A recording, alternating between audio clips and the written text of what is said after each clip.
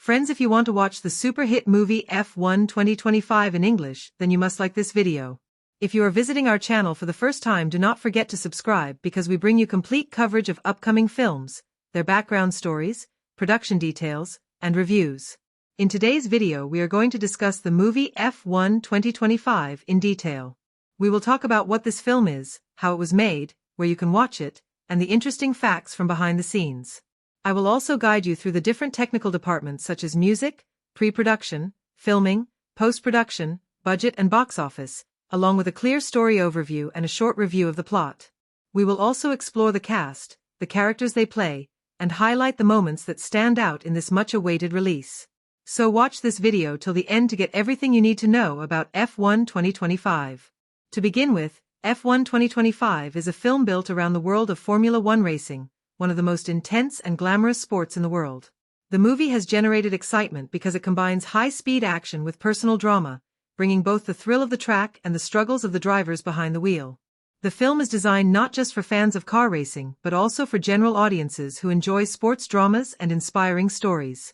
The title F1 itself already creates curiosity and expectation because the sport has a global fan base that extends far beyond the race circuits. The film went through a long and detailed pre-production process. Writers and consultants worked on shaping the story so that it would feel authentic to racing fans while still being cinematic enough for broader audiences.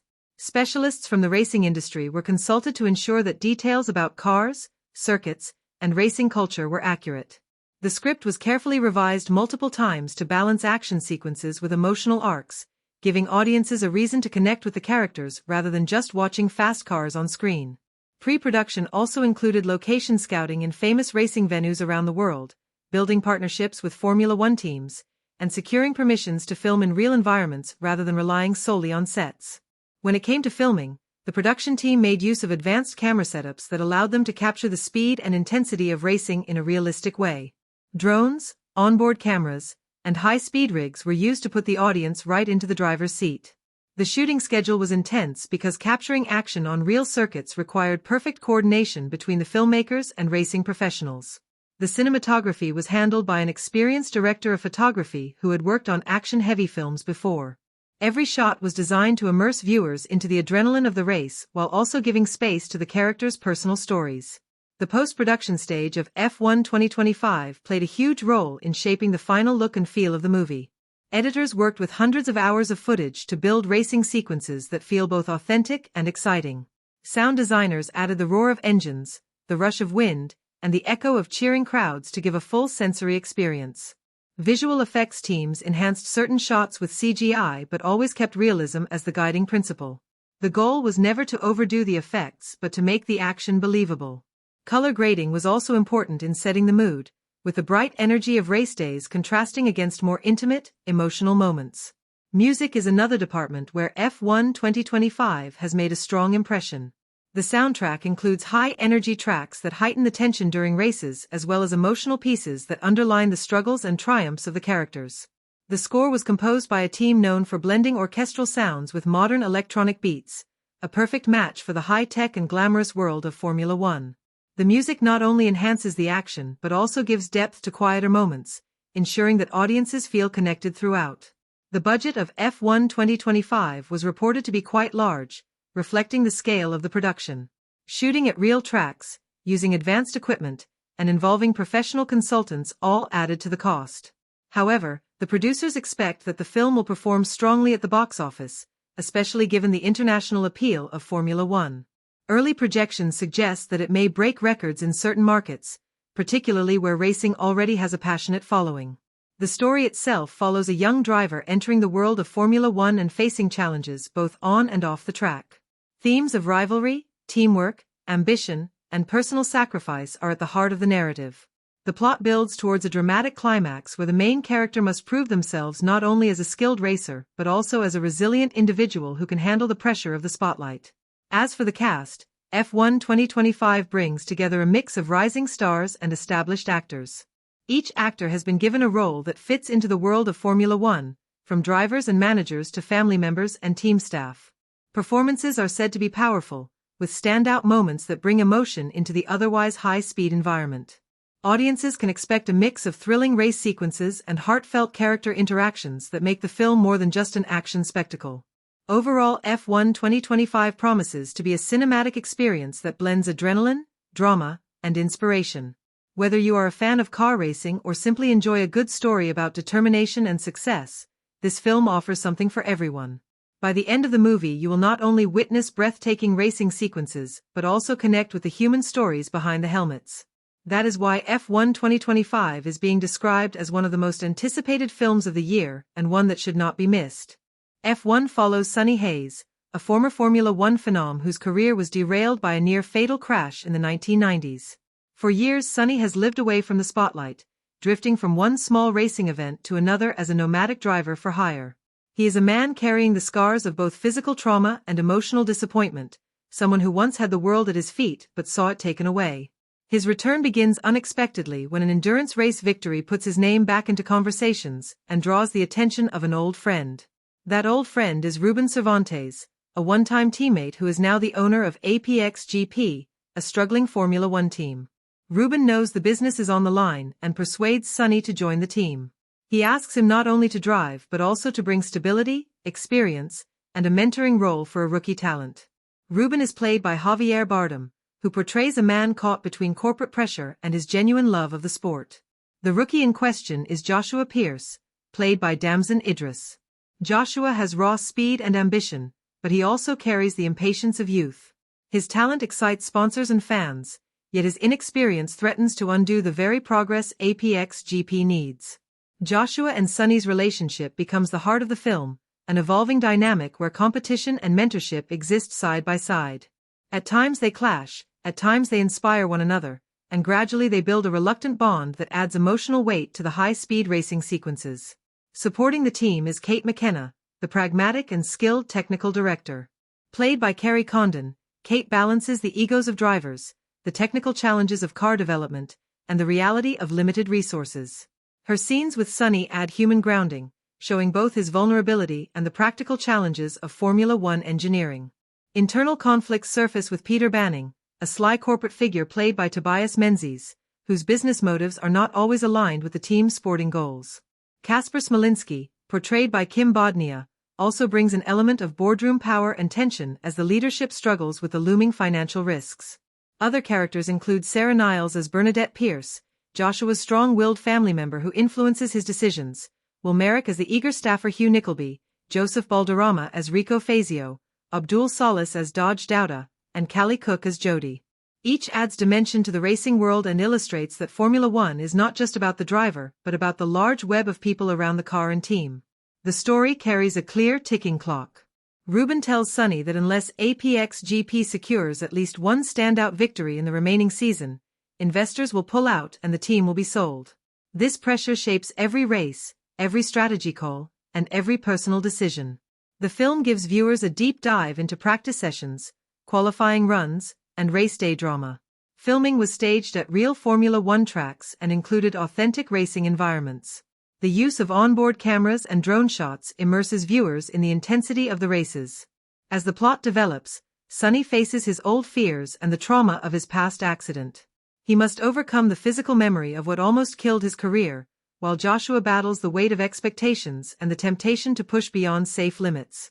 Their rivalry fuels much of the film's middle act, with both men needing to decide if they will fight as enemies or succeed as partners. Corporate politics and sponsorship pressures interfere, showing how business interests can sometimes overshadow pure sporting ambition. There is also an emotional core in the developing bond between Sonny and Kate. Their interactions bring warmth and humanity to the film, contrasting the loud chaos of the races. Slowly Sonny accepts that his role is no longer only about chasing a championship but also about guiding the next generation and redefining what victory means to him. The supporting cast, including Shea Wiggum, Samson Kao, and others, fills out the paddock world with realism, giving the sense of a fully functioning team community. Cameo appearances from actual Formula One drivers and crews strengthen the authenticity and remind viewers that this fictional story exists alongside the real world of the sport. Directed by Joseph Kosinski and written by Aaron Kruger, the film balances kinetic spectacle with character depth. The cinematography, sound design, and music emphasize speed, danger, and triumph while also giving space for quieter reflection. The racing is thrilling, but the characters' personal battles are what make the film resonate. In the end, F1 2025 is not only about who wins on the track. It is about redemption, rivalry, and the cost of ambition. Sonny Hayes, played by Brad Pitt, emerges as a man who discovers that mentorship and survival can be victories in themselves, while Joshua Pearce learns what it truly means to be a professional in one of the toughest sports in the world.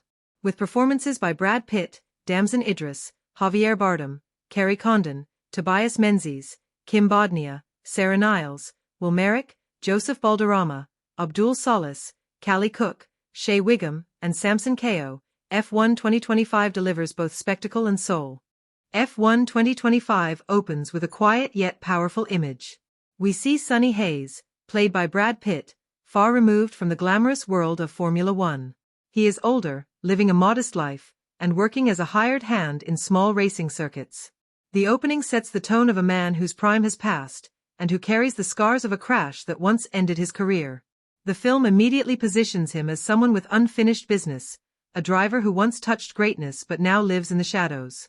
This setup gives us a protagonist with depth and unresolved tension, ensuring the audience is invested in his return.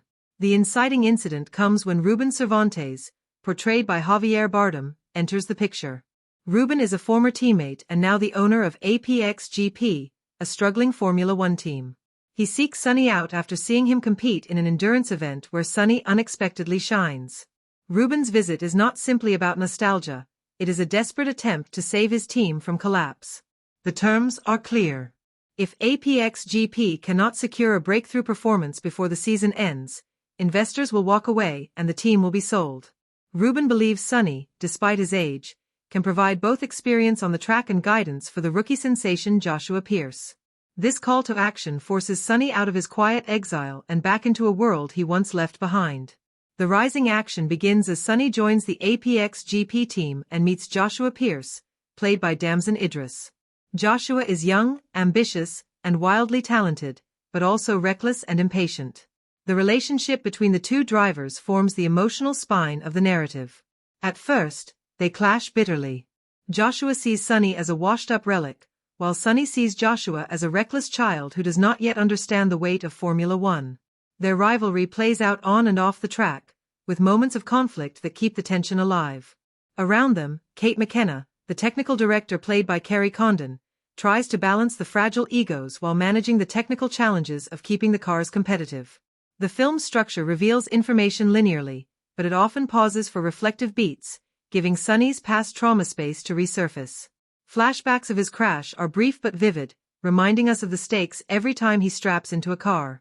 These glimpses into his memory do not disrupt the forward movement, but instead deepen our understanding of why returning to Formula One is both thrilling and terrifying for him. A key turning point arrives at the season's midpoint when Sonny proves his value by pulling off a remarkable race, bringing APXGP its first taste of legitimacy. This moment is not just about the result on the track, but about the credibility he earns in the eyes of Joshua and the team. However, the victory also stirs corporate interests. Peter Banning, played by Tobias Menzies, represents investors who begin to push for Joshua to be prioritized. They see him as the long-term future and believe Sonny should take a back seat. This narrative choice heightens the stakes by showing that success does not always secure respect, especially in a sport driven by money. As the film builds into its later stages, the emotional peaks hit harder. Sonny struggles with the physical strain of racing at his age, while Joshua battles his inner demons about whether he races for glory or for himself. Their conflict reaches a boiling point in a race sequence where they nearly collide, a moment staged with intense sound design and editing to put viewers on edge. This confrontation forces both characters to reckon with what they want, and it shifts their relationship from animosity to mutual respect. The finale is staged at a climactic Grand Prix, the race that will determine the fate of APXGP. The sequence is long, tense, and deeply emotional. Sonny faces his ultimate test, reliving the nightmare of his past crash yet pushing himself beyond it. Joshua, meanwhile, must prove he has grown from a reckless rookie into a true professional. The race is filled with edge-of-the-seat suspense, not only for the outcome but for how the characters handle their choices. By the final laps, Sonny has passed the symbolic baton to Joshua, showing that his redemption is not only in crossing the finish line but in ensuring the next generation carries forward his lessons. The final beat is poignant. Sonny does not stand as the conquering champion, but as a man who has faced his past and redefined victory on his own terms. The film closes with him stepping away from the track not in defeat but in peace, while Joshua claims the spotlight with a maturity he lacked at the start. It is a resolution that highlights the narrative theme. Formula One is not just about speed and trophies but about endurance, mentorship, and survival in a world where glory is fleeting. F1 2025 structures its narrative with traditional sports drama beats yet infuses them with emotional weight and authenticity. The linear approach allows viewers to fully experience each stage of Sonny's return, while the careful use of flashbacks deepens his arc without breaking momentum. The turning points are sharp, the emotional peaks resonate, and the finale delivers both spectacle and closure. Key scenes such as Sonny's first return to the track, his near collision with Joshua, and the climactic Grand Prix are not just plot devices but moments that exist to explore fear, pride, ambition, and redemption. In the end, the narrative is both entertaining and moving. It offers thrilling racing sequences and grounded human drama, leaving viewers not just exhilarated but also reflective about what true victory means in the face of time, failure, and legacy. At the heart of F1 2025 is Sonny Hayes, played by Brad Pitt, a man whose journey defines the film's emotional core. When we first meet Sonny, he is a driver removed from the glamour of Formula One, carrying the weight of a past crash that ended his career in the 1990s.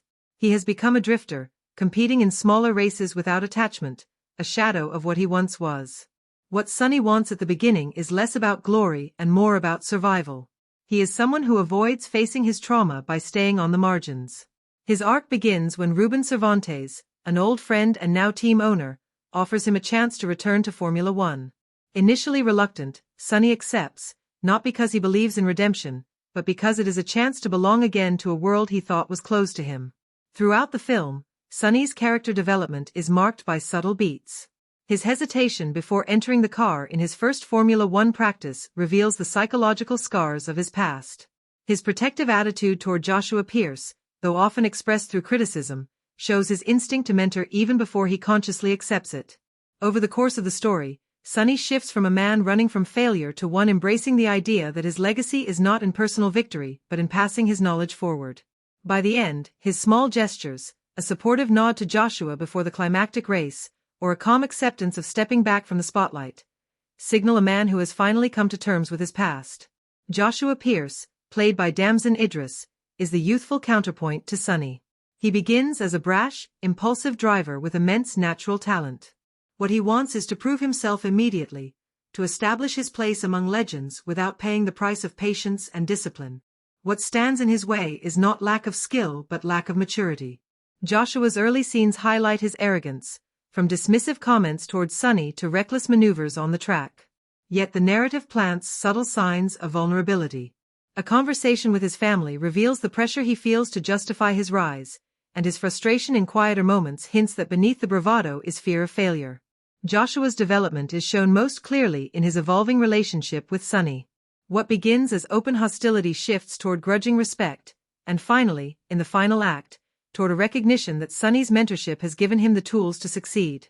His arc is less about winning the race and more about learning what true professionalism and responsibility mean. Ruben Cervantes, portrayed by Javier Bardem, is the driving force behind bringing Sonny back. As the owner of APXGP, Ruben wants to save his team from financial collapse. At the start, he appears pragmatic and even manipulative, willing to use Sonny's reputation to stabilize the team. Yet his character deepens as the film progresses. We see glimpses of loyalty and care in his conversations with Sonny, a recognition of shared history that makes his choices more complex than pure business. Ruben represents the tension between sport and commerce, between friendship and corporate survival. His arc is subtle but real. By the end, he is willing to back Sonny and Joshua despite investor pressure, showing that his loyalty to the sport and to his people outweighs profit. Kate McKenna, played by Kerry Condon, is the technical director who grounds the story in realism. At first, she is pragmatic, skeptical of Sonny's ability to compete and irritated by Joshua's immaturity. What she wants is simple: to make the car competitive despite limited resources. Her development is tied to her relationships with the drivers. Small moments, a quiet exchange with Sonny about his crash, or her decision to stand firm against investor demands, show her integrity and emotional intelligence. She evolves into a figure of stability, someone who not only contributes to the technical success of APXGP but also helps the characters see themselves clearly. The antagonistic forces are less embodied in a single villain and more represented through corporate figures such as Peter Banning, played by Tobias Menzies, and Kasper Smolinski, played by Kim Bodnia. They symbolize the pressures of business interests that constantly interfere with racing decisions. Peter, with his cold calculations, stands in direct opposition to Sonny's passion-driven approach. These characters do not change much, but their purpose is clear: to remind the audience that Formula One is not only about racing but also about money, politics, and power. Their static nature reinforces the authenticity of the environment, where some forces remain immovable regardless of personal growth. Side characters such as Sarah Niles as Bernadette Pierce, Will Merrick as Hugh Nickleby, Joseph Balderrama as Rico Fazio, Abdul Salas as Dodge Dowda, and Callie Cook as Jody enrich the narrative. They provide texture rather than major arcs, but their presence prevents the world from feeling hollow. Bernadette, for instance, highlights the personal stakes in Joshua's career, while Hugh Nickleby represents the eager energy of a newcomer to the paddock. These characters may not undergo dramatic change, but they are meaningful additions rather than mere window dressing. By the final act, the key arcs have crystallized. Sonny has faced his trauma and accepted a new role as mentor rather than sole hero. Joshua has transformed from reckless rookie to responsible competitor. Ruben has chosen loyalty over business expedience. Kate has asserted her authority as a stabilizing force. Together, these arcs create a sense of earned resolution. F1 2025 uses character development not only to complement the racing spectacle but also to anchor it in human stakes. The small gestures, the quiet exchanges, and the evolving relationships matter as much as the checkered flag.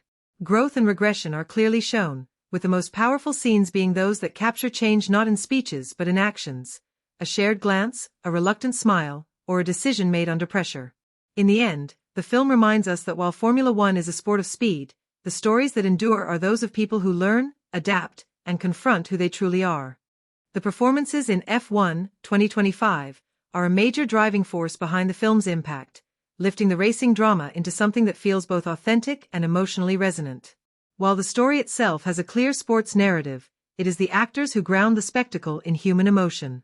Every choice, from subtle gestures to explosive moments of conflict, determines how much the audience invests in these characters and their journeys. Some performers disappear completely into their roles, while others occasionally stumble, but the overall cast makes the film memorable. Brad Pitt, as Sonny Hayes, carries the film with a mixture of weathered gravitas and unshakable presence. His character, a veteran racer returning to guide a younger driver, requires an actor who can convey both the weight of experience and the vulnerability of someone facing the twilight of his career. Pitt balances these layers with nuance. His physicality shows in the way he walks with quiet confidence into the paddock, his body language reflecting years spent around roaring engines and competitive tension. He makes Hayes believable not only as a man who has lived the life of a racer, but also as someone who is still hungry for one last shot at relevance. Pitt's timing in key conversations is also notable. He delivers sharp advice to Joshua Pearce with clipped authority, then shifts into a softer, almost fatherly tone when confronting his own fears about aging and legacy. The arc is subtle, but Pitt ensures every beat is felt. Damson Idris, portraying the rising star Joshua Pearce, delivers a breakout performance. Playing a talented but untested young driver, Idris captures the fiery ambition and fragile ego that define the character. His vocal choices are particularly strong. He speaks with a mix of confidence and restlessness, as if constantly trying to prove himself in every interaction. There are moments when his body language betrays his uncertainty, such as the way he hesitates before putting on his helmet, which contrasts sharply with his bravado on the track. Idris shines in scenes opposite Pitt, especially when their dynamic shifts from mentor-student tension to genuine partnership. The chemistry between them sells the evolution of their relationship, making their eventual bond feel earned. Idris also commands the screen in quieter moments, particularly when Pearce confronts his own mistakes. A late scene where he admits his fears of failure resonates because Idris underplays it, choosing honesty over theatrics. Carrie Condon, as a key team strategist, adds depth to a role that could have easily been functional rather than memorable. She embodies sharp intelligence and controlled authority, giving the team's operations an emotional core. Her exchanges with both Hayes and Pearce often serve as reality checks, grounding the film when egos clash or emotions spiral. Condon uses her vocal precision to great effect, Her clipped delivery during a tense strategy meeting conveys both urgency and authority, while a softer exchange later in the film reveals her character's personal stake in the team's success.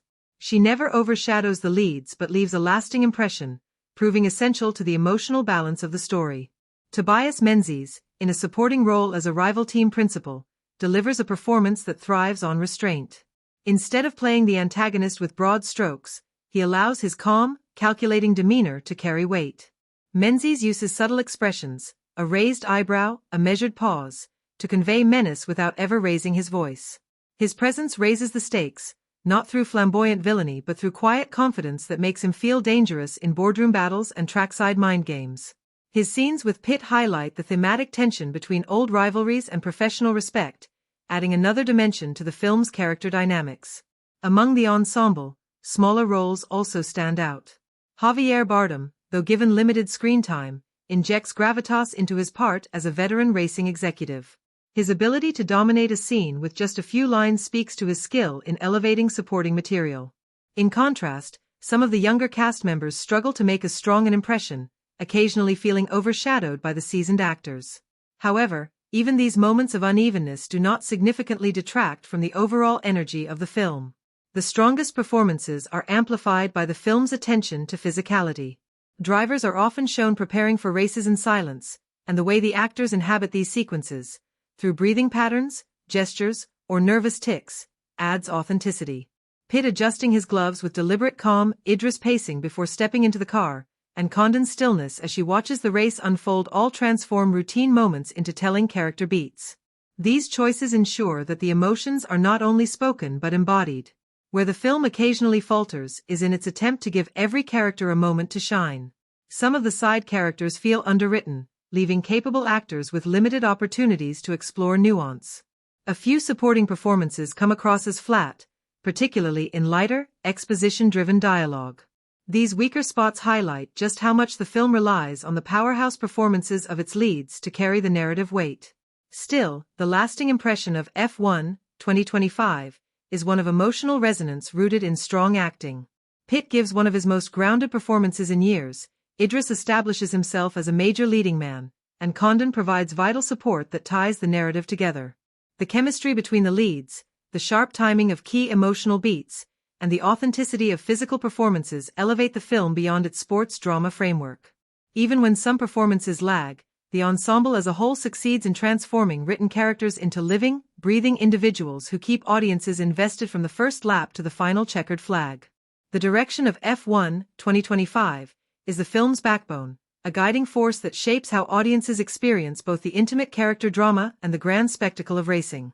With Joseph Kosinski at the helm, the movie bears a clear authorial stamp, one that blends technical mastery with a flair for immersive visual storytelling. His approach ensures that the film is not merely about cars speeding around a track but about the emotions, ambitions, and vulnerabilities of the people inside those cars. Every directorial decision, from the way a scene is staged to how long a camera lingers on a face, contributes to the balance between adrenaline and humanity. Kosinski's tone is a deliberate mix of grit and polish.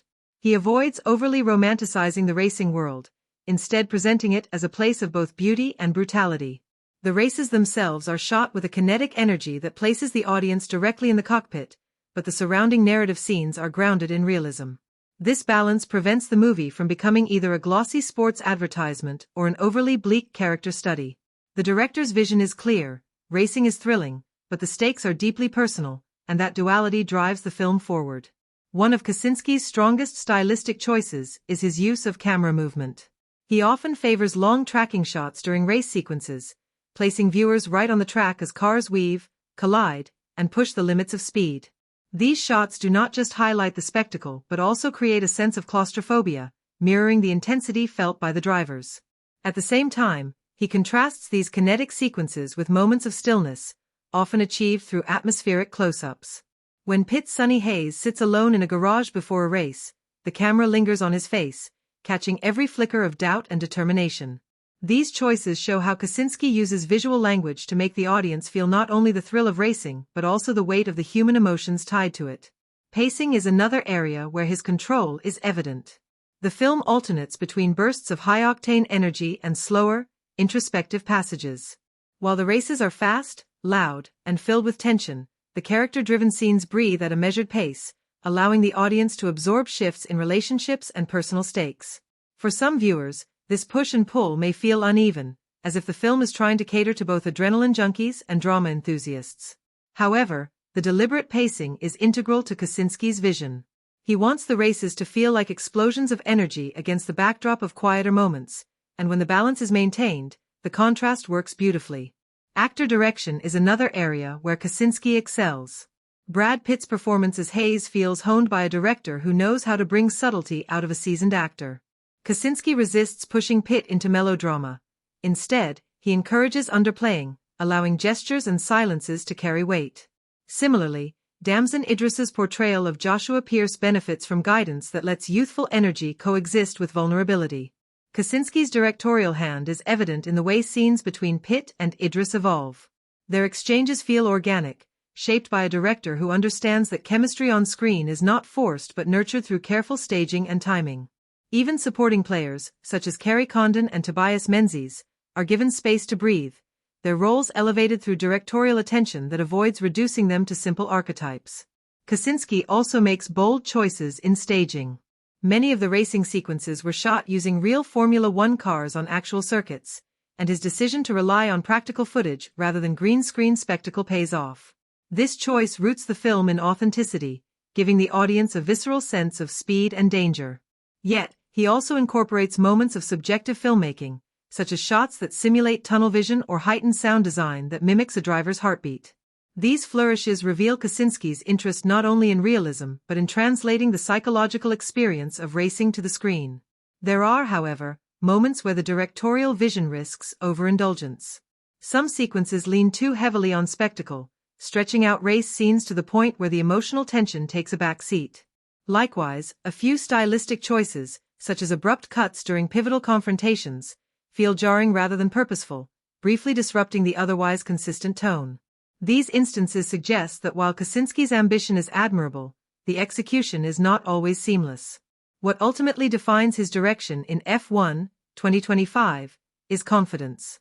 The film has a strong sense of identity, one shaped by Kosinski's ability to merge technical precision with emotional depth. His preference for long takes, atmospheric close-ups, and immersive soundscapes reflects a director intent on making the audience not just watch but feel the experience of racing. Even when questionable decisions interrupt the flow, the vision behind the film remains clear and purposeful. In the end, the direction is what elevates F1 2025 from a standard sports drama into a cinematic experience. Kosinski steers the film with a steady hand, ensuring that its identity is rooted in both spectacle and humanity. His stylistic signatures may not always land perfectly, but they create a coherent language that defines the movie. By balancing tone, guiding actors with precision, and crafting races that feel both authentic and exhilarating, Kosinski makes F1 2025 a film that resonates beyond the roar of engines. His directorial choices do not just frame the story, they embody it, making the audience feel every victory, every defeat, and every heartbeat behind the wheel. The cinematography of F1 2025 is one of the film's defining features, transforming what could have been a straightforward sports drama into a cinematic spectacle that lingers in memory long after the credits roll. Handled by renowned cinematographer Claudio Miranda, who has a long history of collaborating with Joseph Kosinski, the visual style of the movie strikes a balance between visceral realism and stylized artistry. Every frame is carefully composed not just to impress but to immerse, making the audience feel both the grand scale of international Formula One circuits and the intimate emotions of the characters behind the wheel. From the opening moments, the camera announces its intent. Wide, sweeping aerial shots establish the grandeur of the racing world, capturing both the beauty of the locations and the enormity of the spectacle. These wide frames serve as more than decoration, they situate the viewer in a world that is simultaneously glamorous and unforgiving. When contrasted with the tight framing of cockpit shots, the shift in perspective underscores the duality of the racing experience, the expansive glory of the sport and the claustrophobic pressure inside the car. This interplay between wide and tight framing is a recurring motif, one that constantly reminds the audience of both the spectacle and the cost of participating in it. Camera movement is another central pillar of the film's cinematography. The racing sequences are shot with a kinetic energy that mirrors the danger and exhilaration of Formula One. The use of tracking cameras mounted on cars, drone shots that dive and pivot alongside the racers, and ground-level angles that skim across the asphalt all work together to place the audience directly inside the action. These movements do not feel like gimmicks. They replicate the driver's perspective, giving viewers the sensation of speed, the sharpness of turns, and the ever-present threat of collision. At the same time, Miranda avoids overwhelming the viewer by alternating these dynamic shots with steadier, more contemplative ones during pit stops or dialogue scenes. This creates a rhythm that sustains excitement without exhausting the audience. Lighting is equally important in shaping the film's mood and emotional resonance. The cinematography employs naturalistic lighting during the day races, emphasizing clarity, precision, and the harsh brightness of sunlight on polished machinery. These moments often highlight the technical perfection of the cars and the spectacle of the event. In contrast, the night sequences adopt a more stylized approach, with high contrasts, glowing reflections, and cooler tones that capture both the glamour and the lurking danger of the sport. The lighting is not merely decorative, it becomes a tool to express the psychological states of the characters. For example, dimly lit scenes of Brad Pitt's Sonny Hayes alone in the garage reflect his introspection and weariness, while bright, overexposed race day visuals emphasize the scrutiny and pressure placed upon him. Color palettes also play a crucial role in the film's visual identity. Miranda leans into bold, saturated hues for the races, where the reds, yellows, and blues of the cars blaze against the gray of asphalt and the green of surrounding landscapes. This contrast ensures that the vehicles become not just machines but characters in their own right. Outside the races, the palette softens into earthier, more subdued tones, grounding the human drama in reality. The alternation between vibrant spectacle and muted intimacy reflects the dual themes of performance and humanity, suggesting that behind every dazzling victory lies a quieter, more vulnerable story. Standout shots in the film deserve particular attention. One sequence shows the camera pulling tightly into Hayes' visor just before a critical race, the reflection of the track shimmering across his helmet. This shot is not only visually striking but narratively symbolic, encapsulating the convergence of man and machine. Another unforgettable moment occurs when Joshua Pearce, played by Damson Idris, overtakes a rival during a night race. The sequence is bathed in neon hues and flickering lights, the blur of speed enhanced by a near-surreal color palette that emphasizes both triumph and danger.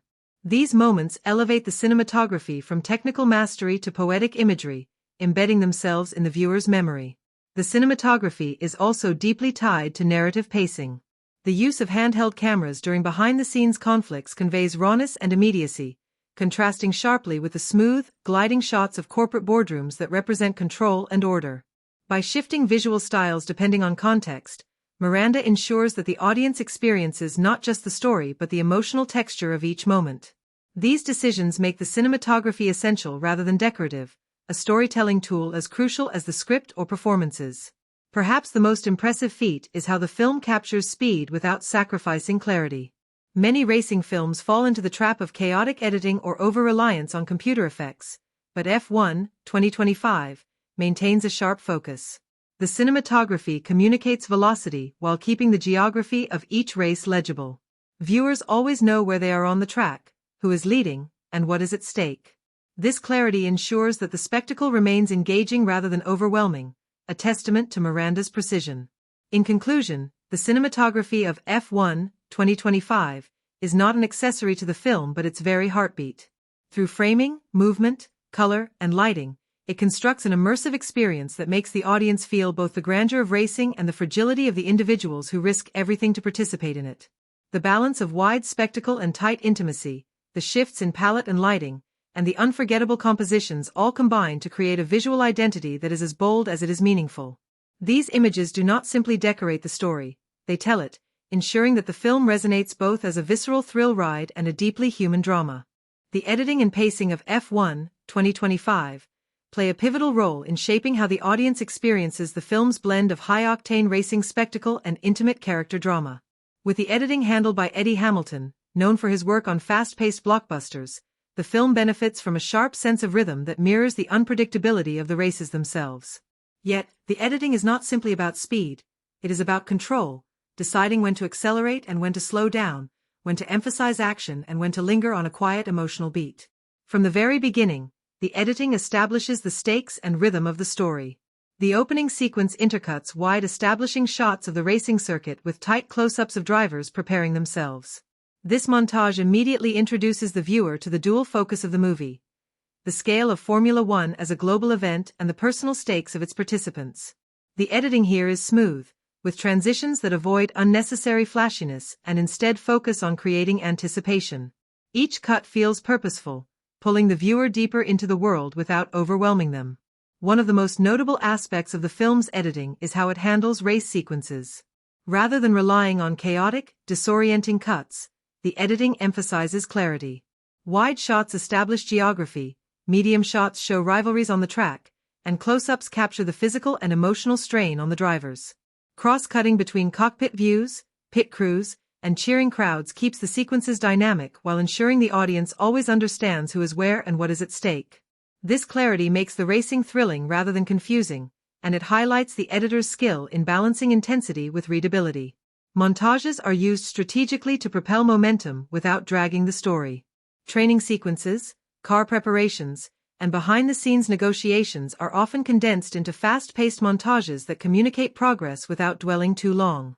These montages often feature rhythmic cutting that syncs with the soundtrack, creating an almost musical flow that mirrors the mechanical precision of the sport. However, the film also trusts silence when necessary. For example, before the climactic race, a brief sequence lingers on Brad Pitt's Sonny Hayes as he prepares alone in the garage. The cuts slow down, and the silence amplifies his internal conflict. The restraint in editing here allows the performance to shine and builds tension without a single word spoken. Pacing across the acts reflects the film's structure. The first act is brisk, introducing characters, conflicts, and the world of Formula One with quick but clear exposition.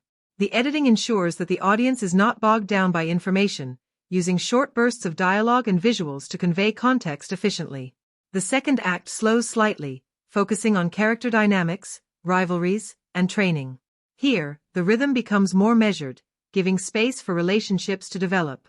Some critics may argue that this middle section risks dragging, particularly in quieter dialogue-driven scenes, but the slower pace serves as a deliberate counterpoint to the adrenaline-fueled racing sequences. The third act, as expected, picks up speed again, with rapid cross-cutting and escalating tension that drive the film toward its emotional and narrative climax. Flashbacks are used sparingly but effectively. Rather than overwhelming the viewer with excessive backstory, the film employs brief glimpses into Hayes' past, shown through fragmented cuts that mirror his own memories. These flashbacks are inserted at moments of emotional strain, often triggered by a sound or image, making them feel organic rather than forced. The brevity of these sequences keeps the pacing intact while adding depth to the character. The film's editing also demonstrates a mastery of cross-cutting during high-stakes moments. For example, one pivotal race sequence alternates between Hayes battling on the track, Pearce's tense focus, and the frantic pit crew strategizing. The rhythm of the cuts builds suspense, each thread tightening until they converge in a climactic moment. This technique keeps multiple storylines alive simultaneously, ensuring the audience feels the stakes from every perspective. Still, the editing is not without its flaws.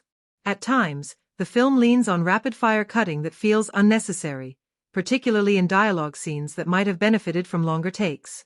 In moments of confrontation between Hayes and Pearce, for example, the quick cuts occasionally undercut the emotional weight of the exchanges. Allowing the camera to linger longer might have created a more powerful impact.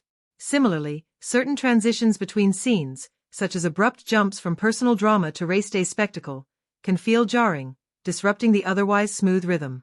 Despite these occasional missteps, the overall editing is effective in amplifying emotion and tension. The climactic race sequence is perhaps the best example of editing at its finest. Every cut serves to heighten the stakes, alternating between breathtaking speed on the track and the anxious faces of characters off it. The rhythm here is relentless but controlled, pulling the audience to the edge of their seats without losing coherence. By the time the final lap arrives, the editing ensures that viewers are fully invested, their emotions rising and falling in sync with the action.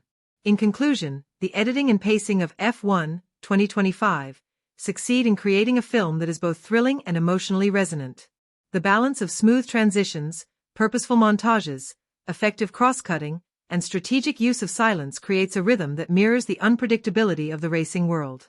While certain dialogue scenes might have benefited from slower, more deliberate cuts, and some transitions could have been refined, the overall editing elevates the story, ensuring that every beat lands with impact. The film's ability to shift seamlessly between adrenaline and intimacy is a testament to its editorial vision, making F1, 2025, a cinematic experience that feels both exhilarating and human. The soundtrack and score of F1, 2025, are integral to the film's impact, functioning not merely as background noise but as an active storytelling device that enhances emotion, builds tension, and deepens audience immersion. Music in this film is as much a character as the drivers themselves, guiding viewers through the highs of triumph and the lows of despair. With a score composed by Hans Zimmer, the sonic landscape carries both power and nuance, offering a blend of orchestral weight and electronic edge that feels perfectly suited to the high-stakes world of Formula One. Zimmer's approach to the score is layered, combining grand thematic motifs with subtle recurring cues that attach to characters and ideas. For Brad Pitt's Sonny Hayes, a recurring motif appears in the form of a slow-building theme led by low strings and brass. It is reflective, even mournful, capturing the weariness of a veteran who has seen both glory and loss. Each time this motif returns, it deepens our understanding of Hayes' inner struggle, reminding us that his story is not just about speed but about redemption and purpose. In contrast, Damson Idris's Joshua Pearce is given a more energetic, percussive theme, built on sharp rhythms and electronic textures that mirror his youth, ambition, and hunger to prove himself. When these motifs collide during races, Zimmer uses overlapping instrumentation to underscore the generational clash at the heart of the film. Beyond character themes, the score also provides recurring musical ideas tied to broader concepts. Racing sequences, for example, are often underscored by pulsing electronic beats layered with orchestral crescendos, simulating the rhythm of engines and the pounding heart of a driver. The effect is immersive, pulling the viewer into the physical and psychological intensity of the sport. These cues are not static, they evolve across the film, becoming darker and more fragmented when danger looms, then swelling triumphantly in moments of victory. By altering familiar motifs in different contexts, the score creates both tension and release, ensuring that the audience feels the stakes of every lap. Licensed music also plays an important role in shaping the film's tone. A handful of iconic rock tracks are inserted during montages of preparation and celebration, creating a sense of cultural grounding that connects the film's fictional story to the real-world history of racing. One standout moment occurs when a classic track underscores a celebratory party after a major win. The energy of the song contrasts with Hayes' quiet detachment, emphasizing through music that while others celebrate, his internal struggles remain unresolved. In another sequence, a sudden burst of contemporary music during Pearce's training montage injects youthful vitality, aligning the audience with his energy and determination. These moments of licensed music provide tonal variety, preventing the score from becoming too monolithic while also situating the story within a broader cultural context. Silence is another tool the film uses effectively. During some of the most intense moments, Zimmer's score steps back, allowing natural sound, the hum of engines, the squeal of tires, or the rasp of a driver's breath, to dominate. In one particularly memorable scene, as Hayes prepares for what may be his final race, the absence of music makes every mechanical sound echo louder, creating a heightened sense of intimacy and vulnerability. When the music eventually swells back in, the impact is magnified, as though the silence itself has reset the audience's emotional register. The soundtrack also demonstrates how music manipulates tension. In sequences where races reach their climax, the editing of the score syncs tightly with the action, sometimes accelerating in tempo or dropping into quieter, suspenseful notes before erupting again.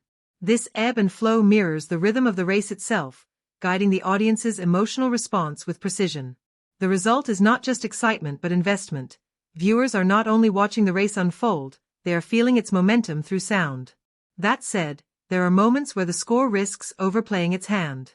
In certain dramatic confrontations, the music swells a little too obviously, underlining emotions that the performances are already delivering effectively. These instances can feel heavy-handed, as though the film does not fully trust the audience to interpret the moment without musical guidance. Similarly, a few sequences rely heavily on grand orchestration when a subtler cue might have achieved greater intimacy. These oversteps are not frequent, but they stand out in a film that otherwise handles music with such precision. Still, the triumphs of the soundtrack far outweigh its missteps. One of the most unforgettable cues occurs during the climactic race, when Hayes and Pearce compete head-to-head. Zimmer introduces both their motifs simultaneously, weaving them together before exploding into a soaring new arrangement that feels both inevitable and surprising. This moment transforms the race from a technical showdown into an emotional catharsis, elevating the sequence beyond spectacle into mythic storytelling. It is a prime example of how the score can lift a scene from good to unforgettable. In conclusion, the soundtrack and score of F1 2025 are essential to the film's power. Hans Zimmer's themes give depth to characters and ideas, the licensed music injects cultural energy, and the judicious use of silence adds gravity to pivotal moments. While the score occasionally tips into excess, its ability to manipulate tension, evoke emotion, and create unforgettable cinematic moments is undeniable. More than background decoration, the music of F1 2025 is a guiding force, ensuring that the film resonates not just as a story of racing but as an emotional journey that audiences feel as much as they see. F1 2025 operates on more than just the surface spectacle of racing and adrenaline. Beneath the roaring engines and sleek tracks, the film digs into deeper themes that resonate with human struggles, ambitions, and relationships. At its heart, F1 explores identity, legacy, and the cost of chasing greatness. It asks the question, what does it truly mean to win, and at what price does victory come?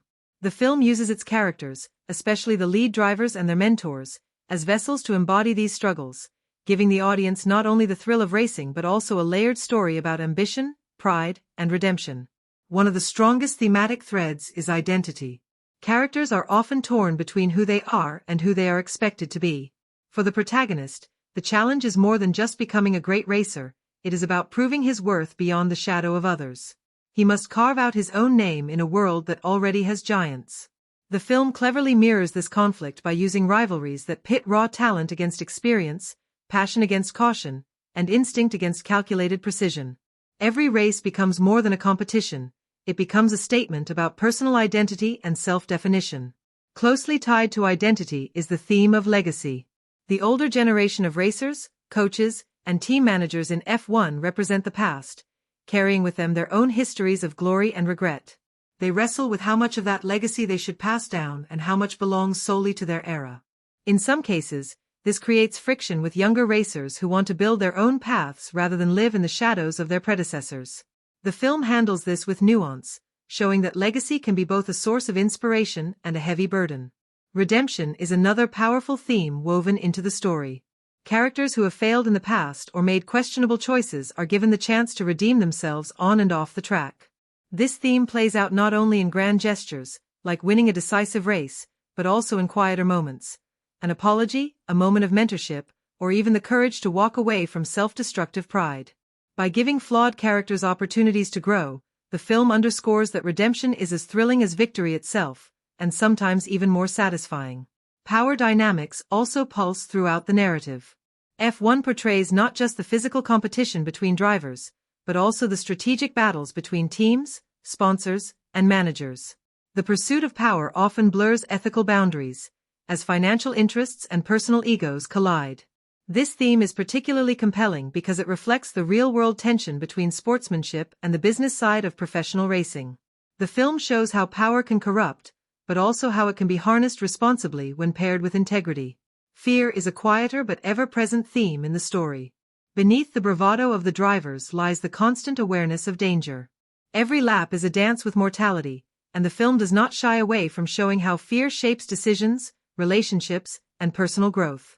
Fear pushes characters to train harder, drive smarter, and sometimes hesitate at critical moments. By acknowledging fear as both a weakness and a motivator, the film adds emotional depth to what could otherwise be a straightforward sports narrative. Love, though not the central focus, is present as a grounding force.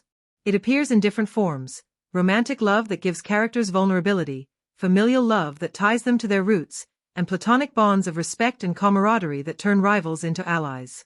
These connections serve as reminders that beyond the chase for glory, human relationships give meaning to every victory and soften every loss. The way F1 communicates its themes is often through action and imagery rather than dialogue. A silent stare before the starting line can reveal more about a driver's inner turmoil than a page of script. A sudden crash, a mechanic's hands shaking during repairs, or a driver removing his helmet in defeat all carry thematic weight. These visual cues allow the audience to interpret meaning without being spoon-fed, making the experience richer and more personal. At times, the film does deliver mixed signals. While it celebrates individuality and breaking free from the past, it also glorifies the very legacies and traditions it critiques. Similarly, the balance between the pursuit of power and the spirit of sportsmanship sometimes feels uneven. Yet these contradictions make the film more engaging because they mirror the complexities of real life. Themes in F1 do not resolve neatly, and that lack of clarity challenges viewers to wrestle with their own interpretations. In the end, F1 2025 is not only about who crosses the finish line first but also about the emotional and philosophical journeys that take place behind the wheel. It asks its audience to consider the cost of ambition, the weight of identity, and the possibility of redemption.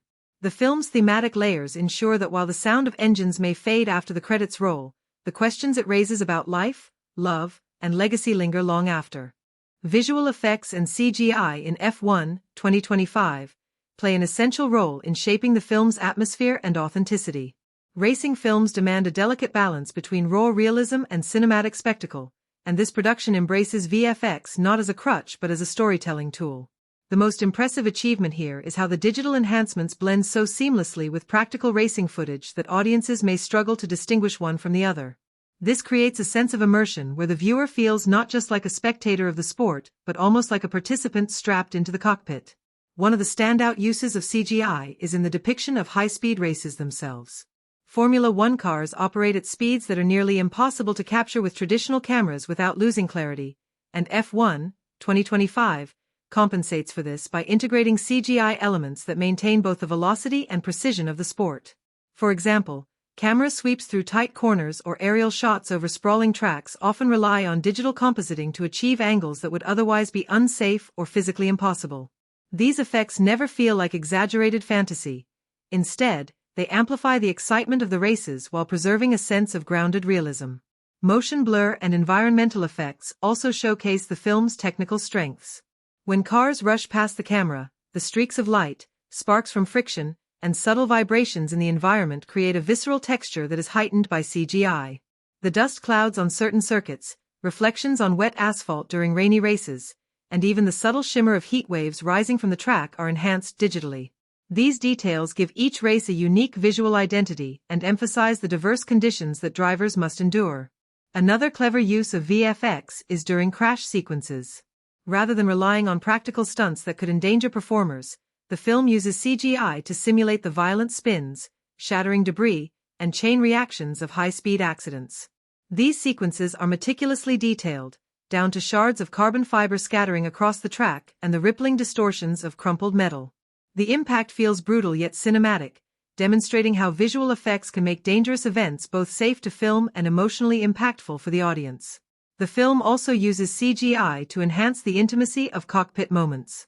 Close-up shots inside the cars capture the driver's perspective with digitally rendered overlays of speedometers, HUD-like reflections, and blurred motion around the periphery. These sequences immerse viewers in the mental and physical demands of racing, turning the car itself into a dynamic character. The CGI is carefully controlled here, never distracting but instead reinforcing the high-pressure environment where every split-second decision matters. Outside the track, visual effects contribute to the larger world of Formula One. Expansive establishing shots of international race locations often rely on CGI to expand real-world sets into grander, more cinematic landscapes. From futuristic cityscapes glowing with neon to historically accurate recreations of classic European circuits, these digitally enhanced environments add scale and spectacle. They help position Formula One as not just a sport but a global phenomenon, giving audiences a sense of the grandeur and prestige that surrounds every race weekend. The digital work also blends with practical elements in a way that supports storytelling. Many of the garage and pit stop scenes rely on authentic sets and mechanical props, but CGI enhances them with small details like sparks, smoke, or fluid sprays that sell the intensity of the moment. This balance between the tangible and the digital keeps the film grounded while still offering heightened cinematic thrills. There are moments, however, where the CGI risks becoming noticeable. Some shots of cars flipping or tumbling feel slightly too polished, with debris scattering in ways that betray their digital nature. In rare instances, the lighting of CGI models does not perfectly match practical backgrounds, creating a faint disconnect between real and rendered elements. These flaws are not frequent, but when they occur, they can momentarily pull the audience out of immersion. One of the most technically brilliant sequences is a rain-soaked night race. CGI water droplets streak across the camera lens, headlights flare against reflective surfaces, and tires carve through puddles with photorealistic splashes. The combination of live-action driving and digital enhancements creates a sequence that is both breathtakingly beautiful and nail-bitingly tense. It demonstrates how VFX can elevate not only the scale but also the emotional weight of a scene. Sound design also plays a role in selling the CGI. The effects feel more grounded because they are paired with meticulously layered engine roars, tire screeches, and ambient environmental sounds. This synchronization prevents digital visuals from floating untethered and instead ties them to a believable sensory world. In conclusion, the visual effects and CGI in F1 2025 are not about showing off technology but about deepening immersion. They enhance realism, heighten spectacle, and allow the film to capture moments of intensity that would be impossible with practical methods alone. While there are occasional slips where the polish feels a little too digital, the majority of the work is seamless and integral to the storytelling. By merging technical brilliance with emotional resonance, the VFX of F1 ensure that the audience not only sees but feels the rush of racing, making the film as much an experience as it is a narrative. Set design and location choices in F1 2025 are integral to grounding the high-octane story in a believable world. While the film thrives on the spectacle of racing, it is the authenticity of its environments that helps the audience invest in the human side of the drama. Production design here is not simply decorative but deeply functional, shaping tone, character, and atmosphere. The film transitions between racetracks, pit lanes, training facilities, personal spaces, and international backdrops, each designed or selected to reflect a unique aspect of the Formula One universe. The heart of the film is, of course, the racetracks. The production design team worked to recreate iconic circuits from around the world while introducing fictionalized elements that support dramatic storytelling.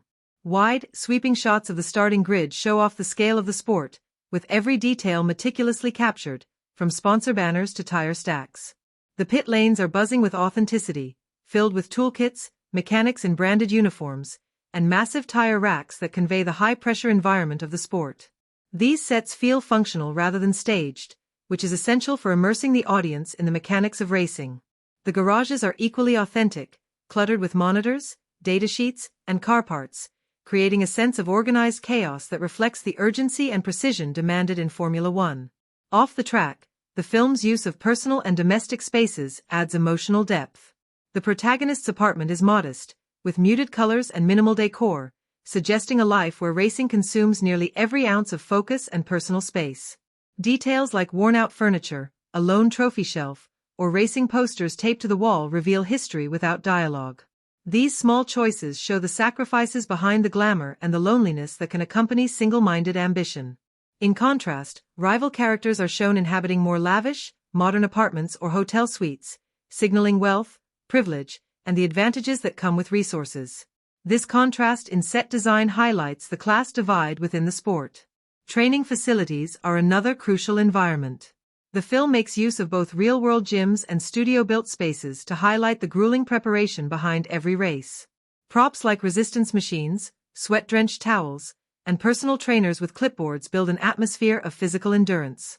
Even the color palettes used in these spaces, sterile whites, grays, and metallic finishes, convey discipline and focus, contrasting with the vibrant chaos of the racetrack. These sets reinforce the idea that victory is forged long before the engines roar. One of the most striking aspects of F1 2025 is its globe-trotting sense of scale. Locations span across continents, from neon-lit cityscapes in Asia to sun-soaked European villages near historic circuits. Each location carries its own identity, adding richness to the narrative. For instance, a race set against the backdrop of Monaco is staged with narrow streets, glittering yachts, and elegant architecture, amplifying the glamour associated with the sport. Meanwhile, a desert-based track sequence uses stark landscapes and golden lighting to emphasize endurance and survival, reinforcing the protagonist's mental and physical struggle. These location choices do more than provide spectacle. They amplify thematic undertones of class, resilience, and the universality of competition. Studio-built sets are seamlessly integrated where real locations could not provide the desired control. For instance, certain garage interiors and press conference halls are constructed on sound stages, allowing for precise lighting and camera placement. These sets often feature immaculate attention to detail, from the microphones branded with sponsor logos to the subtle scuff marks on the floor, reflecting years of use. Even minor props like coffee cups, toolboxes, and scattered newspapers add realism. Production design here never overwhelms. Instead, it supports the believability of the world and makes every scene feel lived in. Another highlight is the attention paid to crowd scenes. Grandstands filled with spectators are a mixture of practical extras and digital extensions, but the production design ensures they look authentic. Flags, banners, team colors, and food stalls add layers of texture, turning background environments into integral parts of the atmosphere. These choices remind audiences that Formula One is as much about community and spectacle as it is about the drivers themselves. The film also uses set design to emphasize character arcs. As the protagonist grows in stature, his environments subtly shift. Early in the film, his cramped apartment and modest garage reflect struggle and underdog status. By the finale, when he reaches a place of recognition, he is surrounded by sleeker, more modern environments, upgraded facilities, brighter lighting, and cleaner spaces. This progression communicates his personal and professional evolution without needing overt exposition. Lighting within sets also plays a key role. In personal spaces, low, warm lighting suggests introspection and solitude, while the harsh white lights of garages and media rooms underline the intensity of public scrutiny. Race locations often switch to bold contrasts, with floodlights illuminating night races or natural sunlight casting long shadows across the track. These lighting choices, combined with the physical sets, create a layered visual language that enhances mood and tone. In conclusion, the set design and location work in F1 2025 go far beyond surface-level decoration. Every apartment, pit stop, and international backdrop is carefully chosen or constructed to enhance storytelling and immerse the audience in the world of Formula One. The attention to detail in props, textures, and design choices reveals character, heightens atmosphere, and provides an authentic framework for the drama. The interplay between real-world locations and studio sets creates a seamless cinematic experience that feels both spectacular and grounded. By balancing spectacle with intimate details, the production design ensures that viewers not only see the thrill of racing but also understand the lives lived around it. The dialogue and script in F1 2025 serve as the backbone of the film, shaping character, tone, and thematic depth. In a story centered on speed, precision, and the emotional highs and lows of competition, the script strikes a careful balance between naturalistic exchanges and heightened cinematic dialogue. At its best, it uses words sparingly, letting silence, subtext, and visual storytelling do the heavy lifting. At its weakest, a few lines lean toward exposition-heavy delivery, but overall the script maintains momentum and ensures that the emotional beats resonate. From the opening scenes, the dialogue introduces the audience to the world of Formula One through character-driven interactions rather than heavy exposition. Instead of long speeches about the sport, conversations in the garage, press conferences, and casual exchanges among drivers and crew reveal the pressure, politics, and personalities that dominate the racing circuit. For instance, when the protagonist interacts with his engineer, the dialogue is clipped and efficient, mirroring the fast-paced environment of pit stops. These lines do not waste time. They carry both technical information and emotional undertones, showing the trust and tension between the two. One of the film's strengths lies in its ability to reveal character through offhand remarks rather than grand declarations. A rival's sarcastic jab during a press event communicates arrogance more effectively than a full speech about confidence. Similarly, the protagonist's quiet response, sometimes no more than a few words, shows both restraint and focus, underscoring his determination to let his performance speak louder than his voice. These exchanges carry subtext, allowing the audience to read between the lines and understand deeper motives. The script also demonstrates how dialogue can double as a plot engine. Conversations often move the story forward while simultaneously exploring themes of ambition, sacrifice, and rivalry. For example, a negotiation scene with a sponsor might initially seem like background detail, but the sharp back and forth reveals the financial pressures shaping the sport and the compromises that athletes must face. These layered exchanges keep the narrative tight, ensuring that no dialogue feels wasted. Moments of silence are just as important as spoken words. The script recognizes when to step back and let a look, a pause, or a physical gesture communicate meaning. During one pivotal race, the lack of dialogue between the protagonist and his team heightens the tension, with the silence broken only by the roar of engines and the urgency of breathing. This restraint makes the eventual spoken lines hit harder, giving them weight and impact. At times, however, the dialogue risks becoming too direct. A few early scenes in particular include lines that feel like they exist to explain context to the audience, rather than to emerge organically from character. For example, when a side character explicitly outlines the protagonist's underdog status, it borders on clumsy exposition. The film is at its best when it trusts the audience to pick up on context through implication, action, and tone rather than through overt explanations. A rewrite of these few lines could have tightened emotional clarity and preserved the natural flow of conversation. One of the most memorable elements of the script is its use of recurring motifs in dialogue. Certain phrases are repeated throughout the film, often in new contexts, evolving in meaning as the story progresses. A line that begins as a coach's stern piece of advice may later reappear as a personal mantra for the protagonist, giving it layered resonance. These callbacks give the script cohesion and provide emotional payoffs that feel earned. The relationships between characters are also built through dialogue that balances warmth and conflict. Exchanges between teammates are filled with banter that conveys camaraderie, while rival interactions bristle with tension. Romantic or personal connections are written with more nuance, avoiding melodrama and instead focusing on small, intimate lines that feel authentic. For example, a partner's quiet concern expressed in a single understated question communicates more about love and worry than a lengthy monologue ever could. The script is also careful with how it uses humor. In a film dominated by intensity, small doses of wit and levity provide necessary relief. A mechanic's sarcastic quip or a teammate's playful challenge lightens the mood without undercutting the gravity of the story. This balance keeps the film engaging and avoids the monotony of constant seriousness. The climax of the film showcases how dialogue can crystallize theme. A short exchange between protagonist and rival near the end strips away bravado and ego, revealing vulnerability on both sides. The choice of words is simple, but the emotional impact is profound, encapsulating the themes of respect, ambition, and what it truly means to win. It is in these moments that the script demonstrates mastery, using minimal dialogue to leave a lasting impression.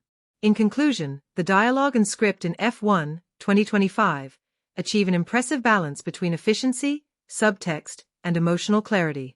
The sharp lines reveal character, the layered conversations drive the plot, and the strategic use of silence enhances tension.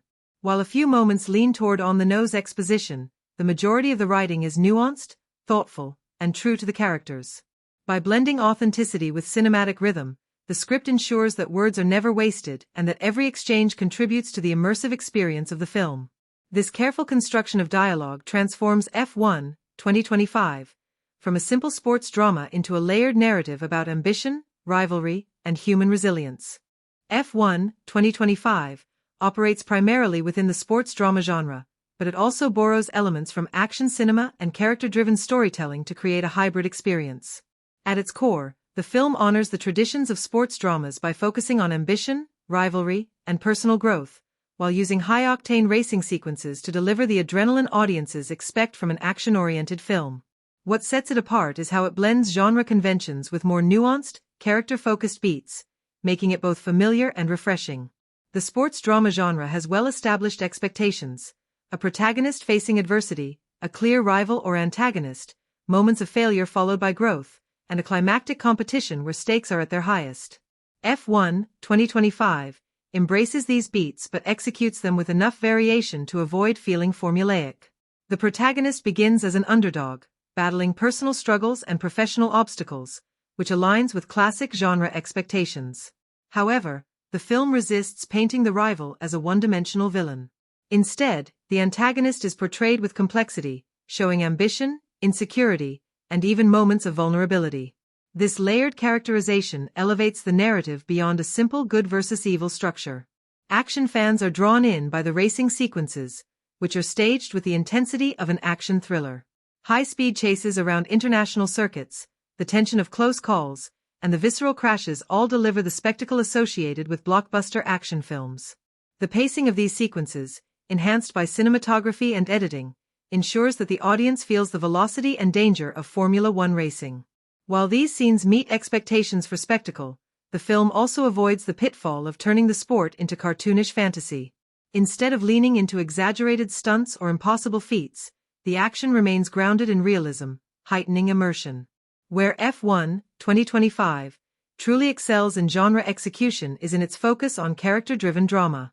Beyond the spectacle of racing, the the film invests in personal relationships, emotional struggles, and the mental toll of competition. This emphasis on the human side of the sport anchors the narrative, aligning it more closely with drama than pure action. Scenes in apartments, training facilities, and quiet moments of reflection counterbalance the intensity of the racetrack, giving audiences space to connect with the characters on a deeper level. This duality ensures that the film appeals not just to fans of racing, but to those seeking a story about resilience and identity.